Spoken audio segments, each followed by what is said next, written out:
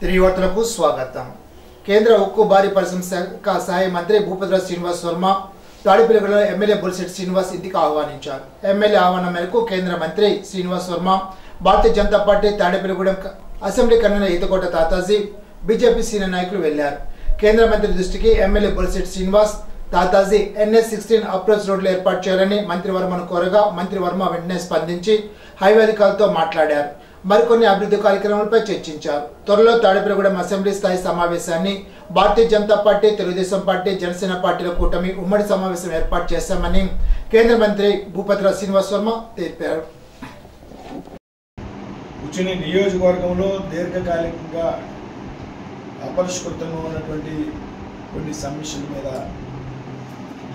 చర్చించడం, అదేవిధంగా భారీ వర్షాల కారణంగా దెబ్బతిన్నటువంటి పొలాల విషయంలో కానీ, రోడ్ల విషయంలో కానీ చర్చించి ఇప్పుడే కొంతమంది అధికారులతో కూడా ఎమ్మెల్యే గారి సమక్షంలో ఇద్దరు కలిపి మాట్లాడడం జరిగింది.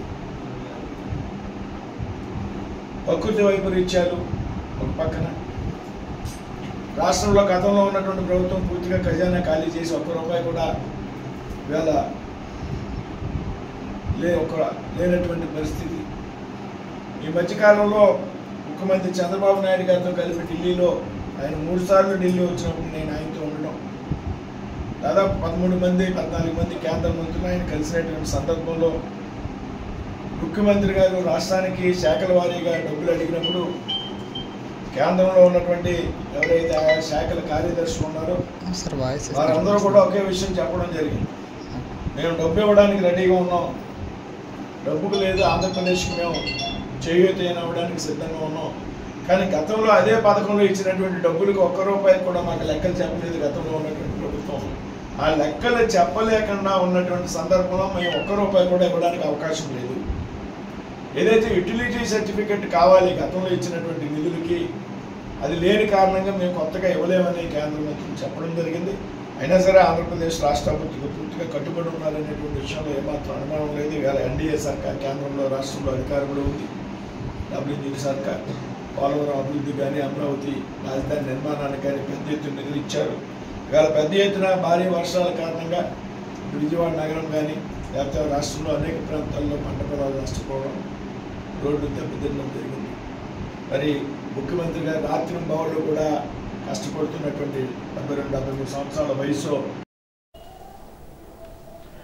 తాడేపల్లిగూడెం విజయవాడ వరద బాధితులను ఆదుకోవడానికి కూటమి ప్రభుత్వం సంసిద్ధంగా ఉందని తాడేపల్లిగూడెం శాసనసభ్యులు బొలిశెట్టి శ్రీనివాస్ పేర్కొన్నారు. జనసేన అధినేత పవన్ కళ్యాణ్ ఆదేశాల మేరకు 9వ తేదీ నుండి 3 రోజుల పాటు విజయవాడ వరద బాధితుల ప్రాంతాల్లో ఆయన విస్తృతంగా పర్యటిస్తున్నారు. తాడేపల్లిగూడెంతో పాటు రాష్ట్ర నలుమూలల నుండి ఆహార పొట్లాలతో పాటు నిత్యావసర సరుకులు అందించేందుకు జనసేన నాయకులతో పాటు తెలుగుదేశం, బీజేపీ నేతలు చేస్తున్న సాయం మరలవేనిదన్నారు. విజయవాడలో సింగనగర్, ప్రకాష్ నగర్, పాయకాపురం, రాజీవ్ కాలనీ, బుడమేరుమునక ప్రాంతాల్లో ఆయన ట్రాక్టర్పై పర్యటించారు. అనంతరం వరద బాధితులకు ప్రభుత్వం ఏర్పాటు చేసిన 25 కేజీల బియ్యం, ఉల్లిపాయలు, బంగాళదుంపలు, నిత్యావసర సరుకులను స్వయంగా ఇంటింటికి తిరిగి అందజేశారు.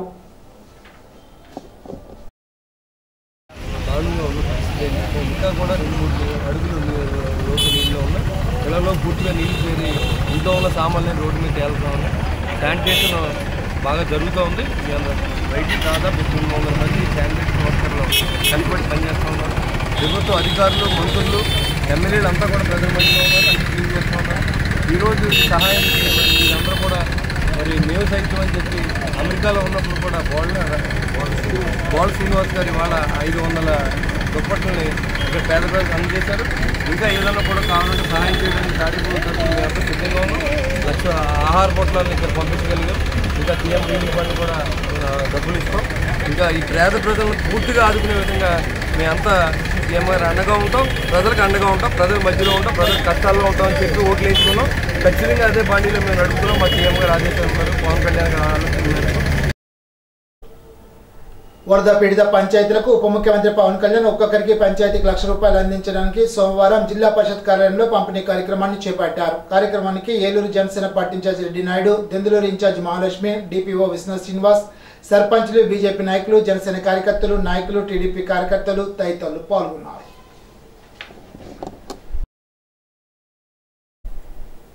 ఇప్పుడు తూర్పుగోదావరి జిల్లా వార్తలు.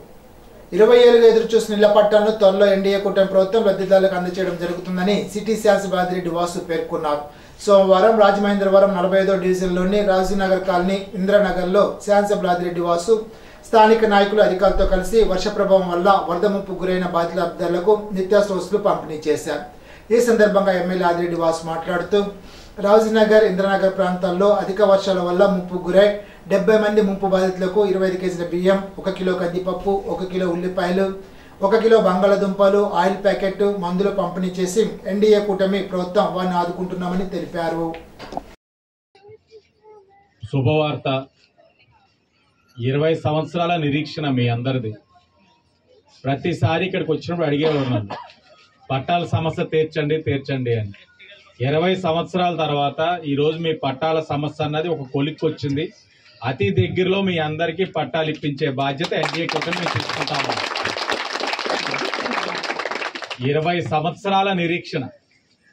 అసలు మీ అందరూ కూడా అర్హులైన, అసలు ఇక్కడ ఉండడానికి మీకు హక్కు ఉందా, అనేకమైన ప్రశ్నలు ఉండేవి. ప్రతిసారి మేము వచ్చినప్పుడు 1 పట్టాలు, 2 నీట మునిగేది. నీట మునుగుతా ఉందని చెప్పి ఇంజనీరింగ్ వారి సహకారంతో పక్కన డ్రైన్ కట్టాం. డ్రైన్ కట్టినా మనకి ఆ సమస్య పరిష్కారం కాల. సంపు కట్టించాం, డ్రైన్ కట్టించాం. మరీ ముఖ్యంగా ఈ 5 సంవత్సరాలు బాగా ఎక్కువైపోయింది ముంపు. ఈ 5 సంవత్సరాలు మేము ప్రతిపక్షంలో ఉన్నా కూడా ఎప్పుడు నీట మునిగినా మేము మీ దగ్గరికి వచ్చేవాళ్ళం. కొంతమందికి సహాయం అందించేవాళ్ళం వ్యక్తిగతంగా. మీ సమస్య ఉందంటే మీ దగ్గరికి వచ్చి మేము నిలబడేవాళ్ళం. కానీ 5 సంవత్సరాలు, గత 5 సంవత్సరాలు అధికారంలో ఉన్న వైఎస్ఆర్ కాంగ్రెస్ పార్టీ వారు ఎంతమంది వచ్చారు మీ దగ్గరికి? ఏనాడైనా కనబడ్డారా? అసలు ఆ రాజమండ్రి ప్రజలకు కూడా తెలియదు ఇక్కడ ఇలాంటి ఒక ప్రాంతం ఉందని, ఇక్కడ ప్రజలు ఇంత ఇబ్బందులు పడతా ఉన్నారన్నది రాజమండ్రిలో ప్రజలు చాలా మంది తెలియదు. మీ శ్రీలంక అంటే ఆ శ్రీలంక దేశం అనుకుంటుంటారు చాలా మంది. కానీ ఇది రాజీవ్ గాంధీ నగరం. దీన్ని శ్రీలంక అని ముద్దుగా పిలుచుకుంటా ఉన్నాం అన్నది చాలా మంది తెలియదు. నేనే వినాయక చవితికో లేకపోతే ఇక్కడ మనమే ప్రతిష్ఠించుకున్నాం వినాయకుడి గుడికో లేకపోతే అంబేద్కర్ గారికి నివాళి అర్పించడానికి వచ్చినప్పుడు మా వారు అక్కడ మీడియాలోనే శ్రీలంకకి 45వ వార్డులో వెళ్ళారు కోయిలరామన్ గారితో అంటే అప్పుడు అందరికీ అర్థం అవుతా ఉంది. ఈ 5 సంవత్సరాలు నీట మునిగినప్పుడు ఆ మట్టిలోనే నేను నడిచా, మీతోటే ఇక్కడ తిరిగా, మెడికల్ క్యాంపులు పెట్టించా. కానీ ఈ 5 సంవత్సరాలు వైసీపీ ఉన్నప్పుడు ఈ డ్రైన్ విషయంలో పట్టించుకోలేదు. మీకు ఏనాడైనా సరే ఇలా నీట మునిగినప్పుడు నిత్యావసర వస్తువులు మీకు ఇచ్చారా? ఈనాడు ఎవలా? ఎంతసేపు బాగున్న వైపు నగరాన్ని అక్కడే ఈట్ స్ట్రీట్లు ఎట్టుకున్నారు, హ్యాపీ స్ట్రీట్లు ఎట్టుకున్నారు, డివైడర్లు వేసుకున్నారు, వాళ్ళ ఎస్టేట్లకి దారులు వేసుకున్నారు. ఇటువైపు పట్టించుకున్న దాఖలాలే లేవు. చిరుత సంచారంపై అసత్య ప్రచారాలు చేసి ప్రజలను భయభ్రాంతులకు గురి చేయవద్దని, తప్పుడు సందేశాలకు పాల్పడిన వారిపై చట్ట ప్రకారం కఠిన చర్యలు ఉంటాయని సిటీ శాసనసభ్యులు ఆదిరెడ్డి వాసు పేర్కొన్నారు.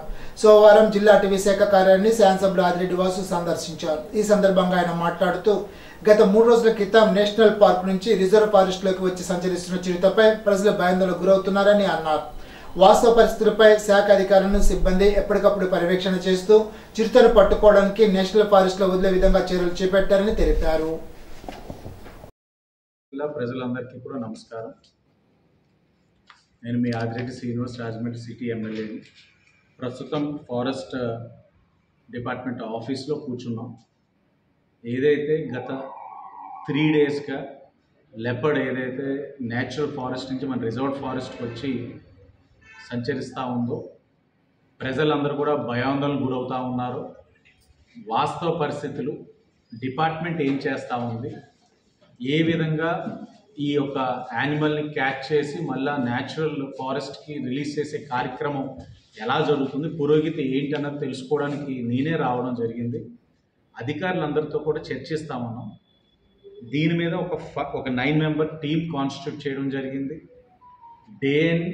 డే ఇన్ డే అవుట్, రాత్రి పగలు సుమారు 50 మంది ఆఫీసర్స్ ఇదే పని మీద ఉన్నారు.